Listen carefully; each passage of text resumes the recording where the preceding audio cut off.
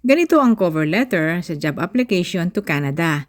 Reply ito sa job posting na iyong ina-applyan. Isulat mo ito sa email to the employer. Attachment mo naman ang Canadian-style resume mo. Ilagay mo ang pangalan at email address mo pati na ang iyong phone number at i-address ito sa hiring manager.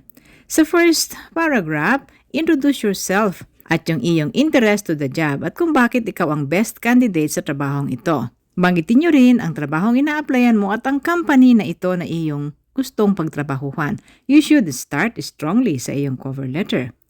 Sa second naman, o di kaya hanggang third paragraph, ito ay ang body of your letter. Ilagay mo dyan ang achievement mo at iba mo pang qualifications na related sa trabaho. Lagyan ng keywords yung mga salitang galing dun sa job posting na iyong ina-applyan.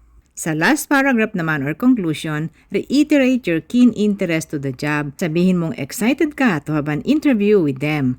At ilagay mo ang contact information mo, lalo na ang email. Magpasalamat din sa pagbasa niya sa iyong cover letter. Bawat cover letter guys ay tailored sa job na iyong a-applyan.